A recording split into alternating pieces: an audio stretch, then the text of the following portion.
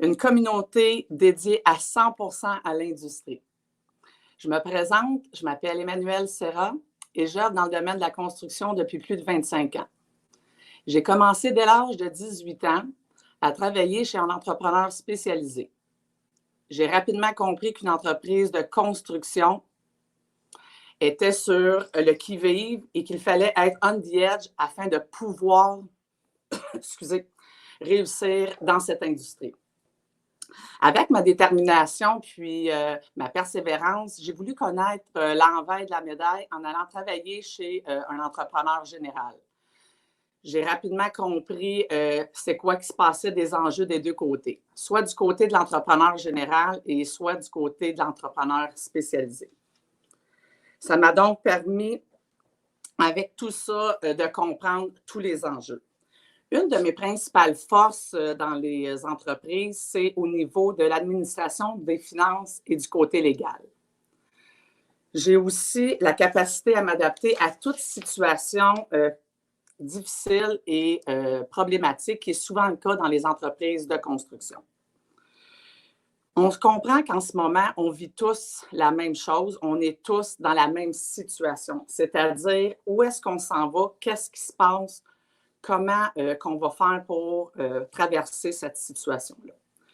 J'ai décidé de fonder la communauté Ensemble pour la construction parce que je me suis dit, est-ce que ces gens-là doivent se poser les mêmes questions que moi? Comment qu'on va faire? Je me suis dit, comment on peut faire pour pouvoir faire la différence dans ce monde-là pour soutenir l'industrie de la construction? Comme vous pouvez voir, je m'adapte à toute situation. C'est la première fois pour moi que je fais un live. C'est la première fois que je parle en direct et je dois m'adapter malgré mes peurs, malgré mes enjeux, malgré toutes mes inquiétudes et mes questionnements. Donc, on a tous besoin d'aide ici, on a tous besoin de s'entraider. Que ce soit au niveau que vous soyez un opérateur de pelle, que vous soyez une secrétaire, un estimateur, une adjointe, un dirigeant, un propriétaire d'entreprise ou bien un enfant qui est en train de reprendre les guides et les rênes d'une entreprise familiale, on a tous besoin d'aide, on a tous besoin de travailler ensemble. Excusez-moi, je suis un petit peu nerveuse. C'est mon premier live, comme je vous disais. Donc, la raison de la communauté Ensemble, c'est un programme qu'on va pouvoir vous accompagner dans cette crise-là, parce qu'on s'entend pour dire qu'on est dans du changement. On est dans l'ère de changement et les pratiques devront être ajustées en fonction de la situation actuelle. Donc, présentement, on est dans notre étape de choc, de crise, puis de gérer les urgences. Le but de la communauté, c'est de réunir sur une même plateforme toutes les informations parce que là, on est bombardé de tous bords, tous côtés, puis on ne sait plus par où commencer. Donc, en faisant venir des experts, des intervenants de l'industrie, on va être en mesure de pouvoir répondre à vos questions, puis vous soutenir, puis vous accompagner durant cette période-là. Que ce soit au niveau organisationnel ou bien au niveau émotionnel, pour vos employés ou pour toute entreprise, on va être là pour vous soutenir, pour se soutenir. J'ai les mêmes enjeux que vous. On a, que ce soit 100 000 qu'on ait dans notre compte de banque, 100 piastres ou 1 million, on va tout finir par avoir les mêmes enjeux, c'est-à-dire passer au travers de la situation actuelle. Puis, je suis persuadée qu'en faisant l'union de nos forces ensemble, on va tous y arriver, on va tous sortir gagnants. J'aimerais aussi apporter une précision afin que vous sachiez que vous soyez un employé, un dirigeant ou un propriétaire d'entreprise. Ensemble pour la construction, la communauté a rejoint tous les niveaux. Donc, c'est sûr que des fois, il va y avoir des journées qu'on va soutenir le côté employeur, d'autres journées, ça va être le volet humanitaire, humain pour les employés. Je vous invite à suivre de façon quotidienne pour savoir le déroulement des journées ou de la semaine.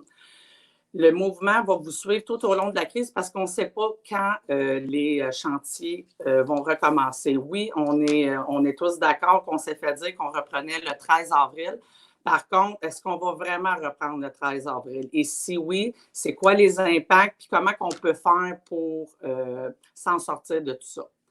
Donc, j'invite mon premier expert à se joindre à nous, François Gagnon, chroniqueur financier à FM 98.5. Donc, bonjour François, ça va bien? Ça va très bien, Emmanuel. Excellent. Donc, François, je vous explique. Il sera avec nous tous les mercredis et les jeudis en matinée pour nous parler de l'actualité sur les dernières mesures mises en place par les gouvernements pour répondre à vos questions, mais aussi pour m'assister lorsqu'on va recevoir des invités spéciaux. Avant de lui passer la parole, j'aurais aimé ça un peu vous expliquer son parcours. Vous êtes sûrement nombreux à le reconnaître puisqu'il est très souvent au micro de FM 98,5 à titre de chroniqueur financier.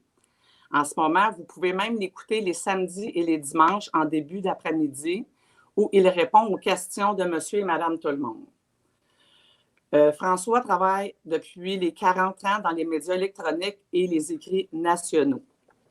Il aide à mieux comprendre l'économie aux téléspectateurs. Et ça il a été depuis plus de 10 ans à la chaîne Argent. Donc, aujourd'hui, je suis très fière de te compter parmi notre communauté, François. Et comment vas-tu aujourd'hui? Moi, je vais très bien. C'est sûr que là, on est en train de vivre quelque chose que je ne croyais jamais que nous vivrions, même à l'époque des deux guerres qu'on a reconnues, des deux guerres du Golfe, ou encore celle qu'on a reconnue en septembre 2001, ou même la crise économique de 2008. Disons qu'il n'y a pas personne qui était ferré pour passer à travers une crise comme celle qu'on est en train de connaître là. C'est sûr et certain que là, les gouvernements ont été obligés d'agir et d'agir promptement, d'agir avec force. Juste pour vous donner un ordre d'idée, là, on est rendu à près de 250 milliards de dollars que le gouvernement canadien va injecter. Et là, on ne compte pas ce que les gouvernements provinciaux ou encore municipaux vont être obligés d'injecter au cours des prochaines semaines et prochains mois pour tenter de stabiliser l'économie. Là, on est en train d'assister à une crise sans précédent, une crise sanitaire d'abord et avant tout, parce qu'avant de régler la crise économique, il va falloir régler cette crise sanitaire-là. Et la raison pour laquelle on injecte beaucoup d'argent par les temps qui courent, c'est que il faut absolument, il va falloir comprendre et que nos habitudes vont changer, autant comme homme d'affaires ou comme monsieur et madame tout le monde dans le domaine économique, que là, on est en train de, comment je dirais bien ça, de se retrouver dans une situation où personne pensait qu'on s'y retrouverait. Fort heureusement, un pays comme le Canada est très, très bien doté pour être capable de s'en sortir de cette crise-là. Mais là, la question est de savoir combien de temps, comme tu l'as dit, Emmanuel, combien de temps que ça va prendre pour être capable de sortir de là. Donc, ça va se faire en deux phases. La première, c'est de stabiliser l'économie, s'assurer qu'il n'y a pas personne qui est mis de côté, que ce soit les entrepreneurs ou les individus, afin de passer au travers de la crise sans trop de bobos financiers. C'est sûr et certain qu'on va en échapper ici et là. Les programmes, quand ils sont universels, c'est jamais parfait. Ensuite, il y aura la phase de stabilisation et la reprise économique où les gouvernements, encore une fois, et là, je sais qu'il y a de nombreuses réunions des pays membres du G7 et on l'a élargi au G20 pour permettre justement de voir une action concertée. C'est ça qui est important de voir, une action concertée de tous les pays membres du G7. Et le Canada, comme je le disais, est peut-être plus confortable que tous les autres parce que notre économie était en bonne progression. Même si on voyait les déficits au gouvernement fédéral, la situation financière des différents gouvernements, je pense entre autres au Québec, où elle était excellente avant la crise. Oui, c'est ça. Ça risque d'être autre chose dans 3 semaines, là. Mais là où elle était excellente avant la crise, et malgré tout, quand on regarde le rapport du directeur du budget à Ottawa, on se disait, ben, l'économie canadienne va quand même relativement bien. Il y avait une certaine stabilité, en tout cas, dans le budget fédéral, malgré les déficits à lesquels on assistait. Et il ne faut quand même pas oublier que notre capacité d'emprunt est pas mal meilleure que celle de bien, bien d'autres pays, même, je dirais, de la majorité des pays membres du G7 et du G20, parce qu'on avait encore, il y a à peine 3 semaines, notre code 3A. Donc, ça nous permet de pouvoir, on pourrait dire là, avec optimisme, qu'on est capable de voir que le Canada est en excellente posture pour s'en sortir. Là, pour l'instant, et c'est la raison, fort probablement, qu'Emmanuel a lancé le site Ensemble pour la construction, c'est de se serrer les coudes, de se trouver des solutions communes pour être capable, d'abord, dans le secteur de la construction, s'en sortir, parce que le vieil adage qui dit quand la construction va, tout va, là, est encore vrai aujourd'hui. C'est sûr que là, on est sur pause, mais dans quelques semaines d'ici, il va falloir que ça redémarre. Il y a des outils qui existent justement pour vous aider à redémarrer le tout. Oui, c'est ça, merci. Merci François. Est-ce que tu m'entends bien? Parce que je pense Oui, que je très suis un bien, petit très, peu très bien. court. Oui, oui, non, très, très bien. OK, excellent. Donc, effectivement, François, merci pour la mise à jour. Puis, c'est un des enjeux dans l'industrie. On s'entend que, bon, ça prend du cash flow, ça prend de la relance, on a plusieurs inquiétudes en tant qu'entrepreneur parce que la première chose à faire dans une entreprise, dans nos opérations, c'est de sécuriser nos billes. Tout ce qu'on a, que ce soit, comme je disais tantôt, qu'on ait 100 pièces, 100 000 ou 1 million, c'est sûr qu'on va avoir un impact. C'est sûr que quelqu'un qui a 1 million dans son compte de banque, c'est plus facile que quelqu'un qui avait 100 pièces puis attendait ses recevables. Par contre, ça va tout être des outils, comme on parlait, ça va tout être des experts. C'est pas eux autres qui vont venir avec une baguette magique dire, bon, ben maintenant, tu as 100 000 de plus dans le compte de banque. Par contre, c'est le but, c'est de rassembler puis de trouver des façons, justement, peut-être des idées qu'on n'aura pas pensées à gauche puis à droite, puis de les partager à la communauté pour qu'ils puissent les mettre en pratique à même leur entreprise. Comment faire, c'est quoi qu'on a fait que nous autres, ça a fonctionné, qu'est-ce que j'ai dit à mon gérant de banque pour qu'il me prête de l'argent, c'est quoi les... Tu sais, c'est toutes ces choses-là, ces aspects-là que je crois qui est important parce que l'industrie de la construction, c'est l'économie au Québec. Puis, le plus vite qu'on va être capable de relancer cette industrie-là, le mieux, ça va être tout en gardant, comme tu disais tantôt, le côté sanitaire parce qu'on s'entend que on s'en va au branle-combat avec tout ça. Le 13, moi, c'est bien beau envoyer mes employés sur le chantier, mais c'est quoi le protocole de travail? C'est quoi le protocole sanitaire pour sécuriser mes employés puis tout ça dans tout ça? D'autant plus que le 13, on va probablement être arrivé, sinon on va avoir dépassé le fameux pic là, que tout le monde parle là, des 2 prochaines semaines parce que les mesures sanitaires que l'on prend présentement, ça prend toujours 1 à 2 semaines avant de voir les résultats. Alors donc, il y a quand même tout ça qu'il faut garder à l'esprit. Là. Et comment, pendant ce temps-là, vos ouvriers, vous-même comme entreprise, allez sauver les meubles parce que là, il n'y a rien qui rentre là, pour l'heure. Alors, c'est pour ça que moi, je serai là, en tout cas, pour essayer de vous aider à trouver des solutions avec ce que les gouvernements ont proposé. Il y en a déjà une multitude de propositions qui ont été faites jusqu'à maintenant. Il en reste une, c'est la fameuse subvention là, aux entreprises pour être capable de payer leurs employés, même si elles ne travaillent pas ou ils ne travaillent pas, pour être capable justement de voir, d'abord de garder votre bassin d'ouvriers. Ça, c'est extrêmement important. Hier, j'avais une conversation avec quelqu'un dans le domaine de la construction, justement, qui avait une quarantaine d'employés dans le secteur de la construction résidentielle. Il me disait, ouais, mais c'est quoi l'avantage que moi j'ai de me servir de ça, d'être obligé de me retrousser les manches encore une fois, de demander, de commander l'argent du gouvernement fédéral pour payer mes employés. Ben, la solution est là. C'est une des solutions pour être capable de garder votre bassin d'employés. C'est extrêmement important. Parce qu'au moment où on aura besoin de la reprise, que ce soit dans le domaine de la construction commerciale particulièrement ou encore de la construction résidentielle, si vous avez été capable de choyer moindrement vos employés au lieu de les envoyer sur la prestation d'urgence, parce que ça existe aussi, alors qu'il aurait pu avoir davantage grâce à vous, ben c'est là qu'on verra la stabilité d'une entreprise, parce que la stabilité d'une entreprise, c'est pas seulement les contrats, mais c'est également la stabilité de vos employés. D'autant plus que il y a à peine un mois, on parlait de manque de main-d'œuvre partout. Et le domaine de la construction ne faisait pas exception. Et à la reprise, on risque aussi d'avoir ce manque de personnel et c'est là que va entrer en ligne de compte tous les gestes que les propriétaires d'entreprises dans le domaine de la construction vont faire, parce que si vous êtes capable de garder votre bassin d'employés, ben, au moment de la reprise, vous ne serez pas mal pris à courir après tout le monde pour être capable de trouver, je ne sais pas moi, un opérateur de pelle mécanique, un opérateur de grue, encore quelqu'un qui est dans l'asphaltage, ou etc. Alors donc, c'est extrêmement important que vous vous teniez au courant de tous les programmes qui vont exister pour venir vous aider, que ce soit les programmes de prêts sans intérêt du gouvernement fédéral ou encore les subventions de prêts, les garanties de prêts à faible taux de la part du ministre de l'Industrie, Pierre Fitzgibbon, et du gouvernement du Québec. Donc, c'est très important de se tenir à jour et ce sera peut-être un peu mon rôle aussi de vous informer et de répondre à vos questions ce matin. OK, merci François. Puis dans la même ordre d'idée, ces subventions-là, là, souvent, qu'est-ce qu'on se pose, c'est quand ça va rentrer, parce que dans la construction, comment ça fonctionne, c'est que souvent, on installe, on travaille, on facture à la fin du mois, puis on est payé 30, 40, 60, 90 jours, tout dépendamment dans quel secteur puis quel type de client.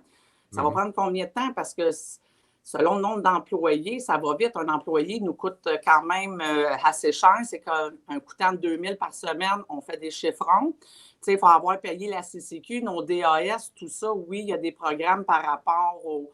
Mais la CCQ, elle n'a pas encore, je n'ai rien vu là-dessus si ils ont fait leur bout de chemin, parce que oui, le gouvernement a fait un bout de chemin par rapport aux remises, là, mais est-ce que la CCQ, c'est là la portion qui nous coûte le plus cher, là? Oui, tout à fait. On n'a rien vu jusqu'à maintenant. Le seul point que j'ai pu remarquer dans les 24 dernières heures, c'est de savoir si on allait retarder ou pas les fameuses vacances de construction. Oui, ça, c'est ça. À part de ça, je n'ai rien vu d'autre que cette nouvelle-là. Fort probablement que la CCQ attend aussi les derniers détails de la subvention salariale que le gouvernement fédéral va dévoiler aujourd'hui. Tout ce qu'on sait de cette subvention-là, c'est que le gouvernement fédéral s'engage à payer 75 d'un maximum assurable, si on peut le mettre comme ça en guillemets, de 58 700 $. Autrement dit, le salaire maximum qu'on va assurer, c'est 1 128 $ par semaine. OK. Et 75 c'est 847 $. Quand je disais tantôt l'importance de gâter temporairement vos employés, même si ce n'est pas le terme qu'on devrait employer, là, d'être capable de venir en aide à vos employés et de leur obtenir 847 $ au lieu de 500, il y a une méchante différence. Oui, puis c'est ça, ça va changer la qualité donne. aussi. Ben oui, ben oui. Et l'autre point, je pense que le fameux prêt de 40 000 $, ça dépend de la grosseur de l'entreprise, bien entendu, là. Le fameux prêt de 40 000 $ pour vous aider sera fort probablement là aussi pour être, parce que c'est rétroactif au 15 mars, là, il faut quand même le dire. Et le fameux 40 000 $ sans intérêt que va vous prêter le gouvernement fédéral, c'est fort probablement pour avoir justement les liquidités nécessaires pour être capable d'amorcer les paiements de paye de vos employés. Alors, ça, c'est au moment où les entrées d'argent des payes vont commencer à arriver, là, vous pourrez garder cet argent-là par la suite pour être capable de pouvoir rembourser le programme de subvention, donc le programme de prêt sans intérêt. Alors, je pense que c'est un peu ce qu'on appelle le bridge là, qui manquait. Alors, il s'agira de voir cet après-midi comment ça va s'établir. Et l'autre point également, où moi, ce que j'ai entendu parler au ministère des Finances, c'était le fameux 30 %. Il faut qu'il y ait une baisse de 30 % de votre chiffre d'affaires. Alors, fort probablement que dans plusieurs de vos cas, ce sera très facile à prouver. Je pense, entre autres, dans le domaine de la construction résidentielle. C'est arrêté net sec du jour au lendemain. C'est sûr et certain que si ça arrête, il n'y a plus d'entrée d'argent. Hein? On s'entend, là? Ben, c'est sûr. Le 30 % va être facile à prouver. À prouver, ça va être instantané. Dans le domaine de la construction commerciale, là, ça a pris un petit peu plus de temps. À ma connaissance, là, les chantiers sont tous fermés là, pour l'heure. Oui. Mais ça va reprendre bien avant d'autres parce que je sais que le gouvernement Legault est en train de se préparer à une reprise dans ce domaine-là. Et vous serez donc les premiers dans ceux qui œuvrent dans la construction commerciale, que ce soit sur le chantier des routes ou encore des gros édifices, ben vous serez les premiers sur la ligne à aller au front. Et ce, même si la crise n'est pas tout à fait terminée. Alors ça sera probablement des entreprises comme Emmanuel qui sera là pour désinfecter le tout avant, là, mais il n'en demeure pas moins que vous serez à l'avant-plan. Donc, il va falloir vous préparer déjà aujourd'hui à l'après. Alors, c'est un peu le but de l'exercice encore une fois aujourd'hui. Puis comme tu mentionnais tantôt, de gâter nos employés, de prendre la subvention, parce qu'il faut comprendre aussi que dans la situation qu'on vit tous actuellement, bon, on a le propriétaire, le dirigeant d'entreprise qui a un thinking, puis on a l'employé qui a un autre thinking. Lui, il se met dans sa situation, lui, il peut être en état de panique, il a sa famille à faire vivre, souvent il y en a, on ne sait pas toutes les situations, il y en a qui sont précaires, on ne sait pas ce qui se passe tout le temps dans les ménages de nos employés. Donc, en les gâtant là-dessus, on va les rassurer, on va les réconforter, puis aussi, c'est important d'avoir une santé mentale. Il y en a qui sont en surmenage, l'émotionnel, les attaques de panique. J'entends toutes sortes de gens me parler, je vois des pleurs, il y en a.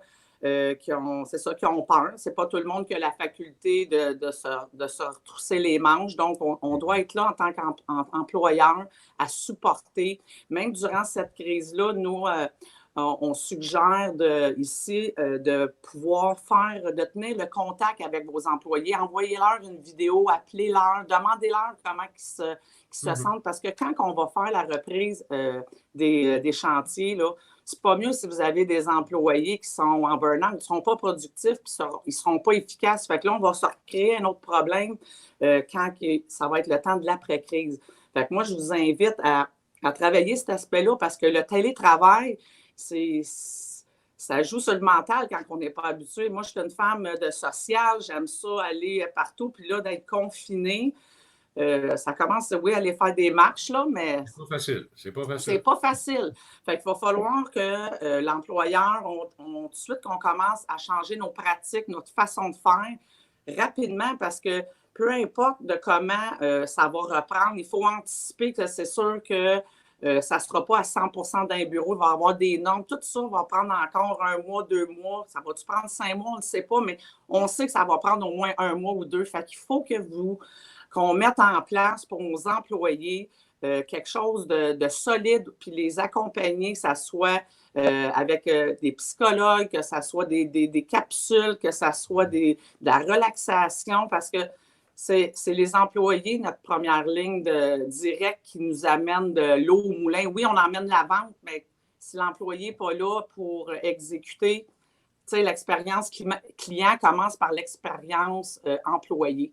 Fait que je vous invite fortement à suivre dans les prochains jours. Vous allez voir parce que, comme je disais tantôt, la plateforme Ensemble pour la construction n'est pas seulement pour les employeurs, mais aussi pour les employés.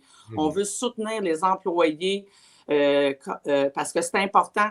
La santé mentale, il y en a que ça les affecte. Les gars, là, ces chantiers qui sont habitués de partir à 3 jours, ils aiment ça. L'équipe, l'esprit de travail, ils l'ont plus. Là, ils sont à la maison confinés. Soit les enfants, ça crie, ça pleure. Ça joue sur le mental. Là, on ne se le cachera pas. Hein? Il y a beaucoup de gens aussi, on parle beaucoup des enfants, mais on a des personnes âgées qui sont dans notre entourage également. Oui. C'est encore plus difficile pour ces personnes-là et pour les personnes qui s'en occupaient auparavant, parce que là, il n'y a plus de contact possible. Alors, ils sont complètement isolés. Alors, tout le monde est isolé l'un des autres. Et ça aussi, ça joue beaucoup sur le moral des troupes. Alors, c'est extrêmement important de pouvoir entrer, ne serait-ce qu'une fois de temps en temps, lâcher un petit texto, comment ça va, puis est-ce que ça va bien aujourd'hui, surtout si vous savez qu'il y a un de vos employés ou un de vos camarades de travail qui est peut-être plus en difficulté, peut-être de l'épauler, au moins psychologiquement, pour être capable, au moment de la reprise, que tout le monde soit là et soit 100% là aussi. On sait aussi, François, que on va passer au travers. Parce que là, c'est sûr que quand on est dedans, là, à toutes les fois, rappelez-vous, là, tout le monde, on a tous vécu une situation qu'on se disait, on ne s'en sortira jamais. Que ça soit une séparation, que ça soit un changement de job, on s'est fait mettre dehors, on a eu un client qui ne paye pas, on a tous vécu ça. Puis oui, ça l'a laissé souvent des traces, Mais on est sorti plus gagnant de ça, plus fort. On a appris à gérer des choses, des situations qu'avant, on n'était pas capable. Donc, moi, je pense que malgré le fait de la situation actuelle, vous allez changer votre façon de voir, vos pratiques. Vous allez être plus sur le côté humain. On n'aura pas le choix d'avoir une proximité davantage avec nos employés pour être plus soudés. Puis, le télétravail va devenir de plus en plus fort. C'est évident. C'est sûr qu'un chantier va rester le même. On ne réinventera pas le bouton à 4 roues. Ça prend le chantier pour aller ériger tout ça. Je pensais que tu voulais parler. Non. Ben, j'allais justement dire qu'ici au Québec, on a tellement de résilience dans nos entreprises et entrepreneurs. On a juste à repenser la crise de 2008. Ici au Québec, Ouais. très, très bien sorti.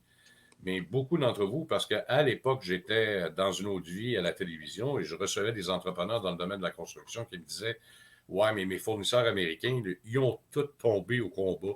Je ne sais même plus où m'approvisionner. Et ça a été à ce moment-là puis tout le monde s'est entraîné à cette époque-là, que ce soit pour le bardeau sur les toits ou encore ailleurs. Et on a vu naître des nouveaux entrepreneurs, des nouvelles compagnies qui ont commencé à faire de la fourniture ici même au Canada. Alors, on voit qu'ici au Québec, on est très, très, très d'avant-garde. Puis on le voit pendant cette crise-là aussi. Et qui eût cru un jour que chez Tristan, qui est une fabrique de vêtements, se serait transformé en fabricant d'équipements médicaux. Qui eût cru qu'après avoir fait des patins chez Bauer, pendant l'hiver, on ferait des masques, des visières, ouais, c'est ça. Des visières chirurgicales. Alors donc, on voit qu'ici, on est capable de se transformer et de prendre l'avant, mais ça prend de l'aide. Hein? Et c'est pour ça que je rappelle encore une fois que les deux paliers de gouvernement ont mis beaucoup de sous sur la table. Et ça va très certainement aider le domaine de la construction parce que attendez-vous qu'au sortir de la crise, particulièrement dans le commercial, au Québec, les plans vont aller de l'avant.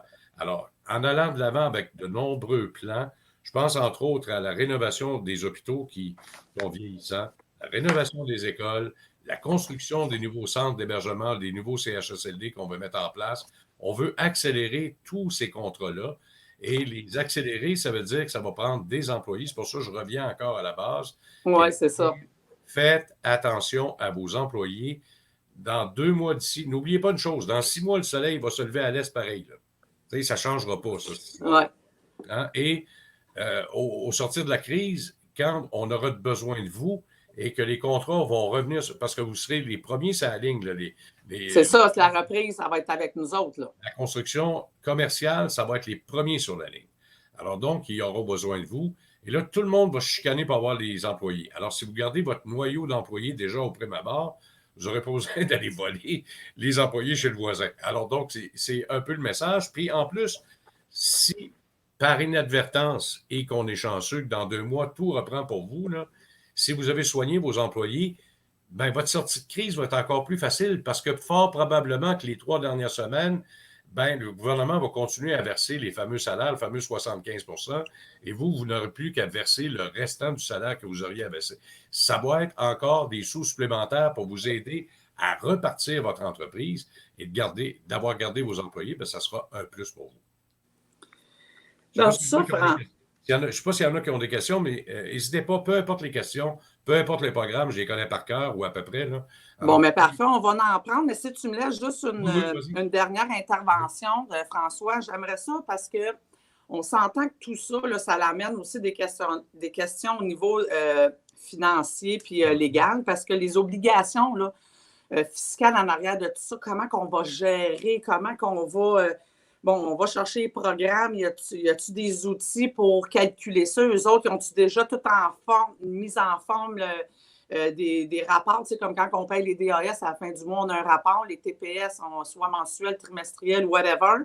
Ils vont-tu se baser sur des rapports comme ça? C'est comment ça va marcher? Toi, tu penses sur la baisse de revenus, là? La baisse de revenus, puis pour le 75 %, puis pour la baisse de revenus, je pense que ça va être beaucoup plus simple que ça. C'est sûr et certain que dans certains endroits, on va demander la preuve de baisse de revenus. Si le gouvernement a décrété que vous ne travaillez plus demain matin, regarde, c'est 100 % de baisse de revenus. C'est sûr qu'il n'y a plus rien qui rentre. vous n'aviez que des dépenses et non plus des entrées d'argent. Alors OK. ça va être un peu plus facile à prouver.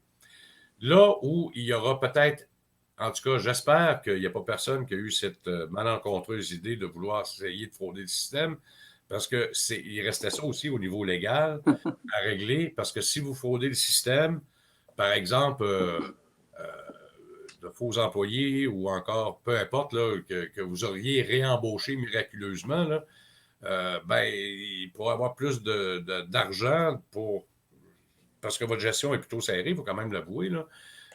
Ben, attendez-vous à des amendes, non pas de 100 mais ça peut aller jusque dans les 100 000 et même des millions de dollars pour les entrepreneurs. Donc, il va falloir y aller avec prudence, mais il va falloir y aller quand même. Tant que à l'argent qui va être dévolu, à ce que je sache, on va vous le donner comme on va le donner pour le PCU, c'est-à-dire on va vous le donner l'argent au complet, c'est-à-dire le 847 maximum. Dans le domaine de la construction, ce ne sera pas un problème pour atteindre ce niveau-là, particulièrement au niveau commercial, donc pour atteindre le maximum.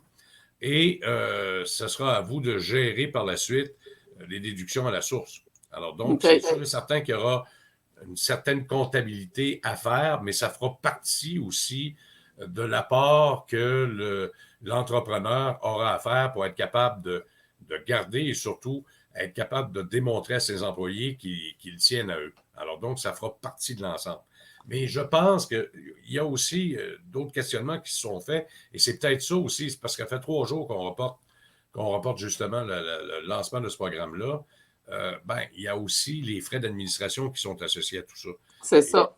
et je peux comprendre un entrepreneur qui a 20 employés et une grosse firme comme Grilly, par exemple, qui en a peut-être 500, 600, 700, 800 000, je ne sais pas combien Grilly peut en avoir, là, mais ça ne coûte pas le même prix là, pour faire les payes de ces employés-là. Alors, oui, il y avait un gros questionnement, puis il y avait des demandes auprès du ministère des Finances pour être capable d'avoir une certaine aide, pour être capable, parce que là, tu n'as pas d'entrée d'argent, mais il faut que tu payes tes employés, tu les retires du chômage pour être capable de les payer grâce au gouvernement du Canada, mais il y a quand même des frais, tout ça. Donc, il y avait ça aussi, la demande d'aide pour les aider justement à passer au travers avec des frais supplémentaires, alors qu'on pourrait faire ça, tiens, bye, tout le monde sur le PCU, puis il n'y a pas de C'est problème. ça. Arrangez-vous avec les frais. Alors donc, il y aura fort probablement des choses qui seront mises dans le programme cet après-midi. Puis je pense que ça serait probablement intéressant de savoir dans un deuxième lieu, un avocat spécialisé, dis-moi ce que tu en penses par rapport aux obligations fiscales. C'est quoi les implications, jusqu'où ça va pouvoir, puis c'est quoi nos recours aussi par rapport à tout ça, les impacts. Là. Moi, je pense qu'on pourrait être accompagné par un avocat fiscaliste qui vienne tous nous aider là-dedans. Mais la base en fiscalité là-dedans, ça sera toujours la même. Là, c'est sûr et certain que là, on va vous donner des sous pour les payer. Alors, ça ne pourra pas être un intrant direct pour vous autres. Là. Non, c'est ça. Ça, c'est clair.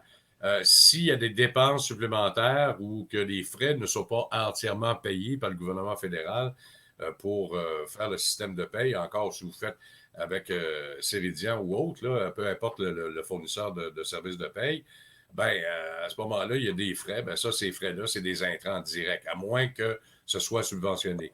Alors donc, ce sera important. Puis ça va être important aussi d'être capable au départ de ne pas avoir peur de demander toutes les aides supplémentaires, que ce soit des prêts Possible. d'intérêt, que ce soit par Investissement Québec. Beaucoup d'entre vous font affaire aussi avec la Banque de développement du Canada. Ils sont là pour aider. Écoutez, la semaine passée, là, on a débloqué 125 milliards de dollars pour venir en aide aux entreprises. Et j'espère que le secteur qui est le secteur à l'avant-plan, celui de la construction, va s'en servir. Mais en autant que ce soit fait droit et que ce soit fait de bonnes communes mesures. Vous avez tous des comptables dans votre firme et certainement que ces gens-là seront capables de vous aiguiller comme il faut dans les différents programmes pour être capable de les administrer aussi comme il faut pour ne pas vous mettre en risque. Oui, il faut aider vos employés, mais il ne faut pas vous mettre en péril non plus parce que si l'entreprise n'existe plus, tu as beau avoir pris soin de tes employés, mais les employés sont C'est plus. ça. Il n'y a plus d'entreprise. Donc, il faut jauger. Il faut être capable de trouver un juste équilibre entre les deux. Bon, ben on va regarder. Est-ce que tu y vas pour trouver des questions? Est-ce que vous avez été nombreux à nous écrire? Donc, Croyez-vous que la construction va reprendre le 13, selon vous, selon ce que vous entendez? Moi, personnellement, ce que j'entends, pas sûr. Pas sûr ben c'est parce ça. que quand on regarde, moi, je me fie un peu à ce que le premier ministre du Québec et le docteur Arruda disent. On va être dans le pic dans 2 semaines. C'est Alors, ça. il ne faudra pas faire comme Donald Trump et dire, regarde, on va rouvrir après Pâques, là, oubliez ça. Alors, ça va se faire graduellement, mais le 13, après avoir mangé coco de Pâques, là, je ne suis pas sûr que on va avoir une reprise le lendemain ou même dans la même semaine. Moi, je regarderais plus pour le début de mai que le milieu du mois d'avril. Puis comme je mentionnais tantôt, François, même que ça reprendrait le 13, on s'entend-tu pour dire que moi, demain matin, là, mon chantier réouvre. OK, j'avais déjà mis le protocole là, de se laver les mains, puis tout ça. On a tout mis du savon, puis du papier brun, puis des gants, puis tout ça, mais ça va être plus que ça, parce que est-ce qu'il va y avoir du nettoyage préventif? Tu sais, le protocole de santé et sécurité, la CSST, la CNESST est rendue où là-dedans? C'est quoi? Tu sais, là, on va-tu. Moi, je pense qu'il y a des questions qui doivent être réglées rapidement avant la reprise des Moi, chantiers. ma prétention, Emmanuel, si tu me permets, pour l'histoire de la CNESST ou encore de la CCQ, là, c'est que cet argent-là ne sera pas dans le lot pour demander justement ce genre de retenue-là. Je m'explique, tes employés ne travailleront pas, même s'ils sont rappelés à l'intérieur de l'entreprise, tant il y a aussi longtemps qu'il n'y aura pas de reprise sur le chantier en tant que tel, je ne crois pas que la CCQ et la CNESST vont venir piger dans l'argent des contribuables parce que ça serait un non-sens total. Alors donc, je pense que pour l'instant, moi, c'est le dernier de mes soucis, c'est le dernier de mes craintes, là, la CCQ puis la CNESST, là, d'aller piger dans cet argent-là qui va être fourni par le fédéral. Parce que là, regarde, si tu vas piger dans la CNESST puis la CCQ, vous autres, les employeurs, là, ça va être la fin du monde. Là, regarde, là, ils vont dire, regarde, tout le monde sur le PCU, puis on ne veut plus rien savoir. Là. Ben là, c'est Clair. ça. Là, je pense pas. Il y a une autre question qui est très intéressante, qui revient souvent d'ailleurs à la radio et même ici, j'en réponds à tous les jours. Là. 2 000 par mois, ma conjointe qui participe à l'entreprise a reçu un T4, mais des dividendes seulement en 2019, plus de 5 000 On dit que le seul salaire est admissible. Vérité, s'il vous plaît. La vérité, c'est que si ça a été versé en dividendes seulement, la personne n'est pas admissible et je vous explique pourquoi. Un dividende, ce n'est pas un salaire en tant que tel au point de vue de la loi. La raison est fort simple, c'est que le dividende n'est pas imposé de la même manière qu'un salaire. Un salaire, c'est imposé sur 100 de la somme, alors qu'en moyenne, un dividende, c'est 66 Vous avez eu une déduction fiscale supplémentaire pour dividende. Alors, c'est pour ça qu'on a complètement éliminé les dividendes. Par contre, pour d'autres personnes qui n'auraient pas travaillé de l'année et qui auraient été, par exemple, vous avez un employé ou une employée qui avait pris son congé parental, ça compte. OK. Et ça compte. Mais le dividende, malheureusement, ne comptera pas et je ne pense pas, même si plusieurs disent que c'est pas logique, que malheureusement, ben, ça va être ça. C'est sûr et certain que là, on vit une chose qui est sans précédent. Personne n'a vu venir ce genre de choses-là. Et là, quand tu veux faire un programme universel, malheureusement, parfois, on échappe. Et ça fait partie des échappées parce qu'on a voulu profiter d'une fiscalité plus avantageuse en se payant en dividendes. Mais quand tu viens pour obtenir un programme, ben, tu sais, tu n'es pas un salarié. Tu reçois des dividendes. Alors donc, tu reçois le paiement, le fruit de tes efforts au niveau investissement, mais ça demeure un investissement. Je ne sais pas si vous comprenez ma façon de penser. L'investissement ne peut pas être récompensé comme un salarié peut l'être. C'est la philosophie générale. OK. On a le temps pour une autre question. Oui. Peut-être la prochaine, elle serait pour toi, est-ce que le gouvernement se penche sur les mesures sanitaires implantées sur les chantiers?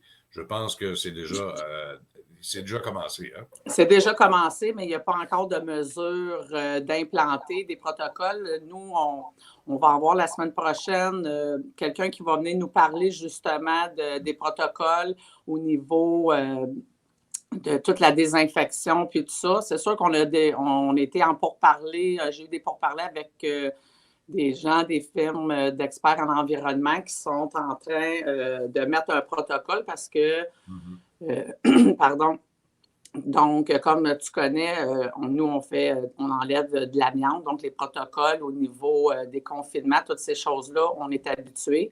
Par contre, là, c'est de savoir est-ce que les chantiers vont être mis en pression négative, tout ce qui est dans les édifices publics, ça va être quoi les protocoles de travail. Je sais que présentement, que ce soit dans c'est les nouvelles normes. Il y a des nouvelles normes là, qui sont sorties dans des devis, tout ça. Donc, c'est toutes ces pratiques-là, là, c'est comme où qu'on s'enligne de comment, puis tout ça. Je pense que ça va être intéressant la semaine prochaine là, d'avoir justement les mesures sanitaires là, qui vont être à implanter. C'est sûr que vous devez vous faire vous devez protéger la santé et la sécurité de vos travailleurs. En tant qu'employeur, vous le savez, vous avez cette obligation-là, cette responsabilité-là.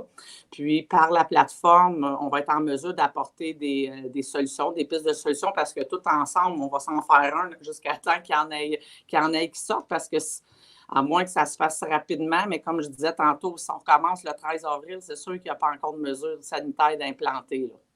Et ce sera probablement le CNESST aussi là, qui devra Bien, c'est ce que voir je à ces pense. normes-là. Là. Hein? C'est des C'est normes.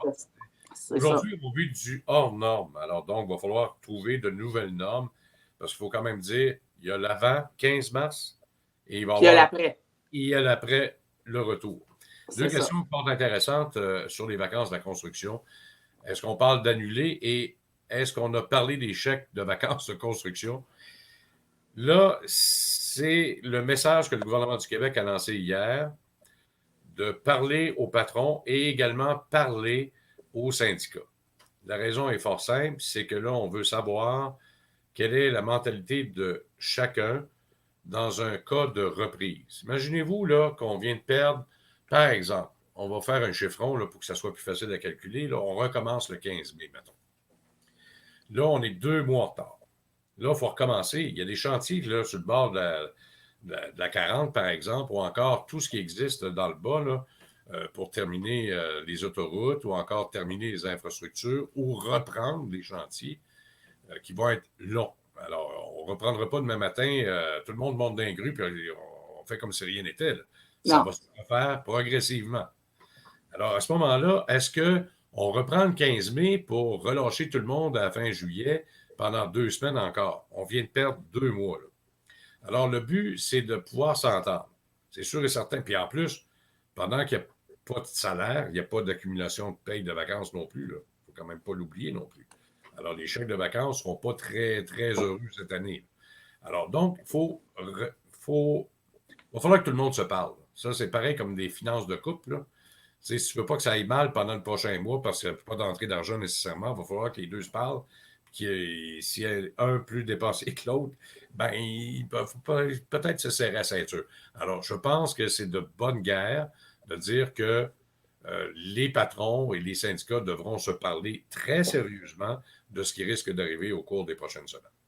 Fait que les employés qui sont sur les chantiers, qui nous écoutent présentement, écrivez-nous. Écrivez, c'est quoi, comment vous voyez ça, parce que on va se servir de la communauté ensemble pour pouvoir se faire entendre aussi. Le but de la communauté, c'est justement d'aller brasser les organismes qu'on doit aller. Donc, si on veut se faire entendre avec les syndicats, pour les patrons, on vous invite.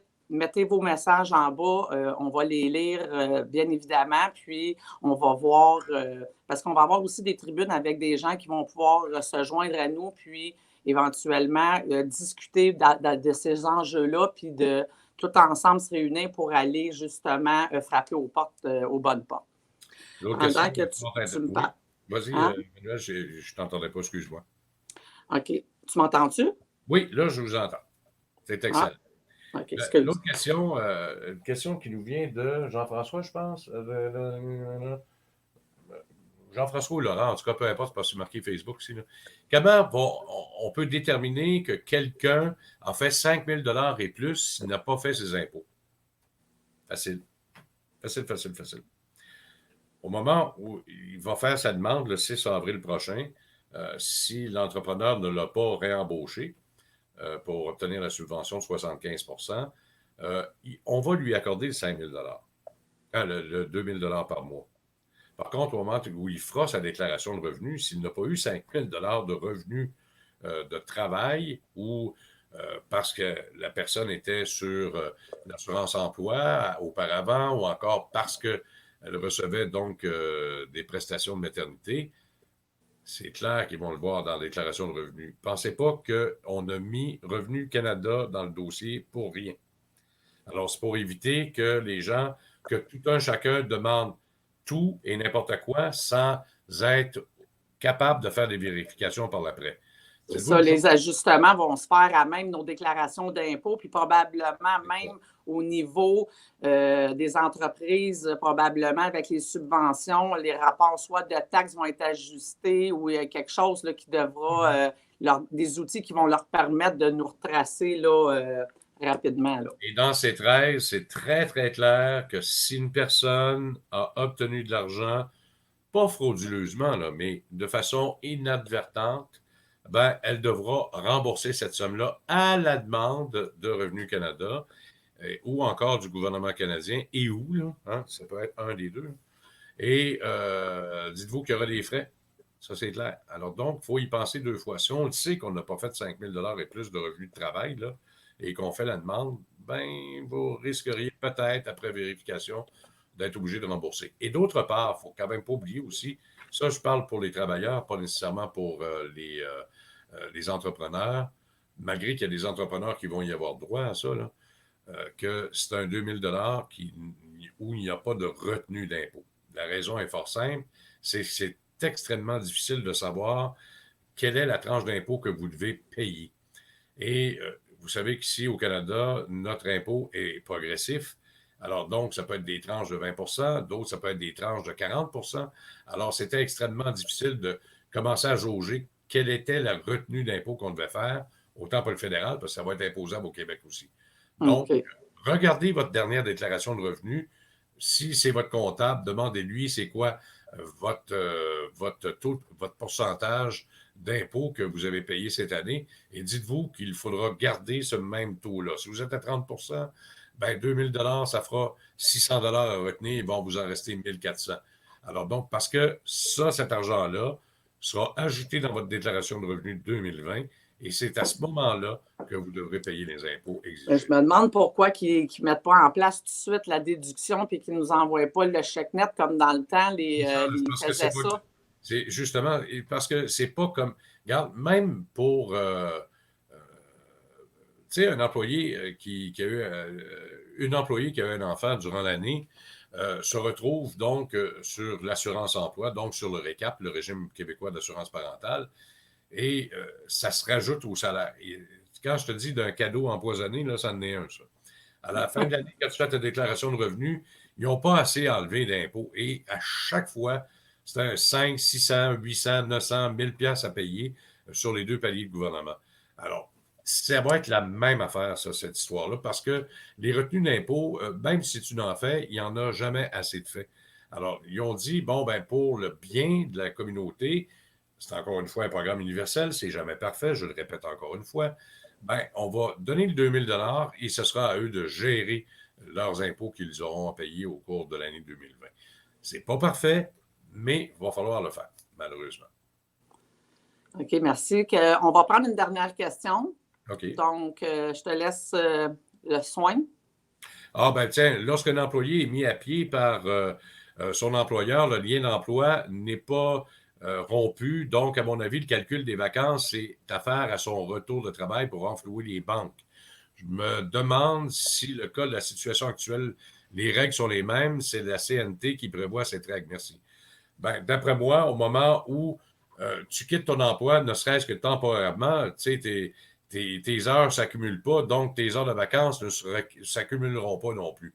Alors, c'est ça qu'on est en train de jauger pour voir comment on va faire et si c'est viable d'avoir, d'abord économiquement, viable d'avoir des vacances de la construction à la fin juillet, ou ce n'est pas viable parce que l'employé n'aura pas assez d'heures ou encore assez d'argent dans sa banque, non pas de temps, mais dans sa banque à la CCQ pour être capable de Ben, faire des vacances qui se tiennent debout. les vacances qui vont être payées cet été, normalement, là, le chèque qu'ils reçoivent au mois de mai, c'est pour ce qu'ils ont fait l'année passée, jusqu'en décembre, qui est payé avant mai. Donc, Je pensais que c'était de janvier à juin, là. de janvier à juin, ça va être payé au mois de novembre. Ah, Donc, OK.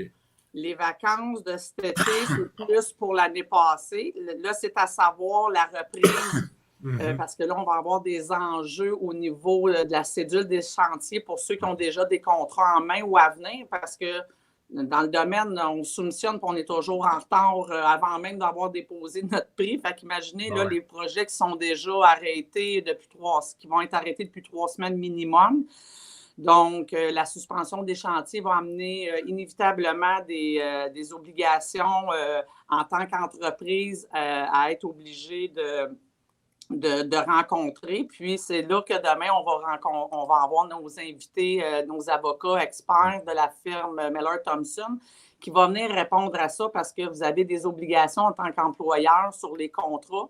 Puis, même si vous n'avez pas le contrat, quand vous envoyez une soumission, c'est un engagement. Hein?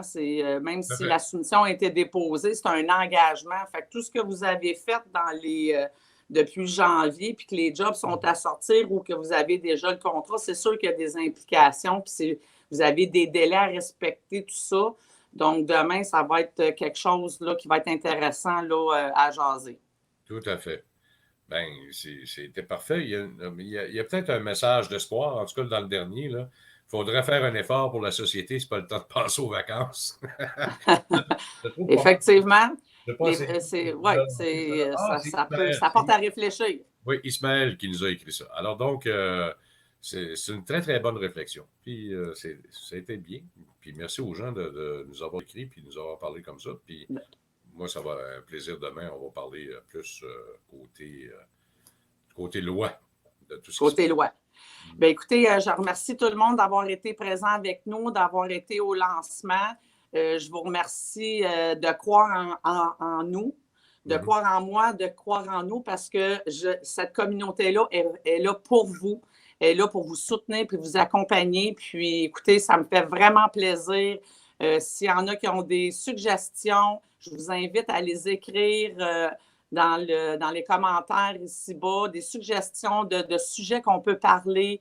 S'il y en a qui ont des choses à vouloir parler, je vous invite à écrire, puis on va rentrer en communication pour voir c'est quoi vous pourriez apporter pour la communauté de la construction pour qu'on puisse reprendre rapidement les opérations, puis c'est quoi les solutions, les enjeux, tout c'est quoi aussi qui vous fait peur, c'est quoi que vous avez besoin d'entendre. Écrivez-nous, on va être là, on va vous écouter.